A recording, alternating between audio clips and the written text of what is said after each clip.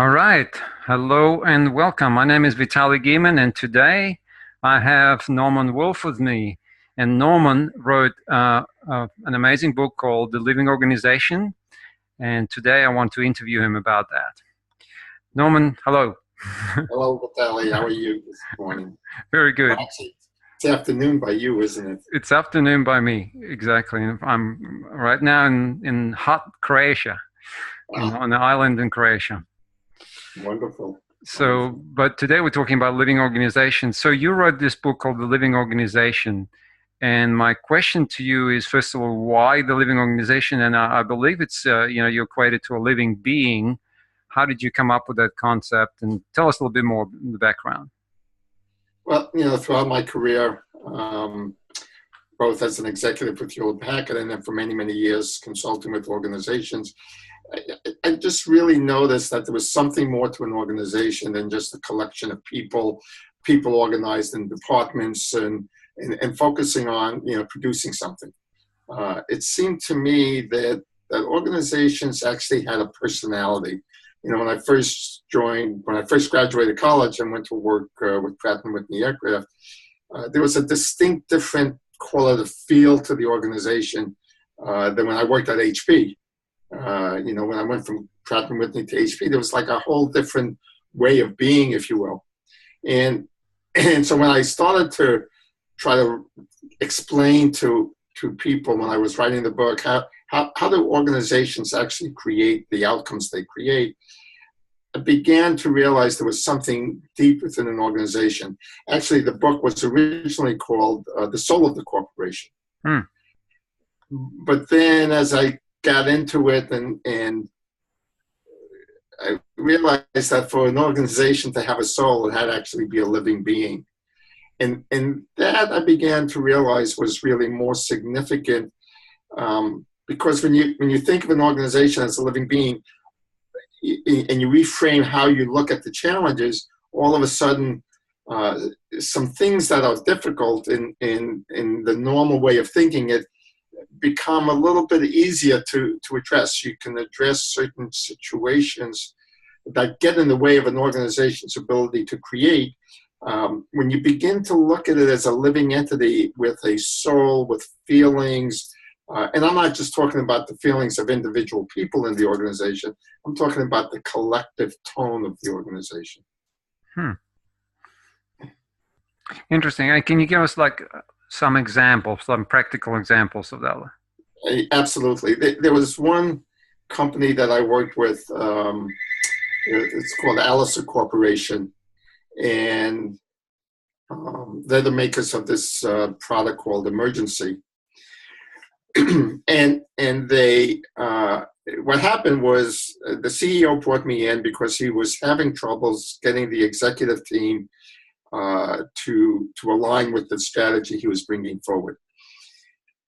So as I got into it and I began to see what was going on, a little bit of the context that the owner founder of the company, somebody who was really passionate about this vitamin C thing that they represented, had died unexpectedly at the age of 92 at his desk.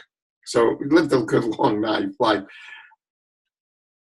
what I found happening in the organization was they had never really mourned the death of the founder. And so they were stuck between transitioning from the old founder's way of doing it to the new CEO's way of doing it. And they were just literally stuck in that transition. And what we did with what you do with anybody who was in a grieving process, and literally that's what the organization was in a grieving process. So I had taken them through a process where they could, you might say, mourn the passing of the founder. Now, it was 2 years since the passing of the founder, so this collective energy was literally stuck in the past, not able to move forward. And once we went through that process, which was about a day-long process, almost like a wake, you might think of, all of a sudden the energy freed up and they started to get creative about how they can implement the challenges. So that's one example. A second example I was on the board of a public company, National Technical Systems, and we strategically decided that growth was going to come from a roll-up strategy where we're going to go out and acquire a lot of companies. The history of acquisitions in the company wasn't all that great. We probably did a half a dozen acquisitions, and probably only about 20-30% of them were successful. Since the executive team was new to the acquisitions, we decided that we were going to create an acquisition committee of the board to help the executive team get more effective at it. And while we did all of this traditional due diligence that you would do with an acquisition, I had suggested and had the executive team incorporate a slightly different approach to both determining which were good candidates and determining how to approach those candidates.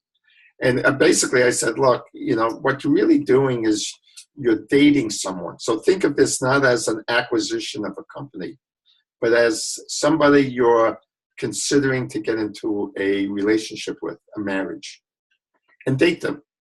Treat the organization from a personality point of view as if you're going to go marry them. Well, they incorporated that with all the other traditional due diligence stuff. And quite frankly, the success rate was over 90%. We had done 12 acquisitions, and 10 out of the 12, actually 11 out of the 12 was successful. So there's an example about when you just shift a little bit of how you think about an organization to a living entity, it fundamentally changes the outcomes you get. And the things that stop you from being successful using the more traditional approach to what challenges are easily overcome. But it requires this reframing. So that was the basis of why I went with the concept of the living entity. Wow. Phenomenal. Yeah, I totally get it. I mean, it is a different way, a different perspective. It's kind of having a different filter on the whole, how you view organizations, right? Exactly right. It's literally changing your filter system, what you let in and what you focus on. And you begin to focus on things that really make a big impact in an easy way. Right. So results seem to happen almost magically. We like that. I'm sure a lot of CEOs and executives would like that. Absolutely. Thank you so much. We're going to continue this interview series. I want to go much deeper into it in the next few sessions. But for now, I want to really thank you. I think we've covered some ground. Thank you. You're very welcome, and I look forward to continuing these conversations. Beautiful. Thanks, Norman.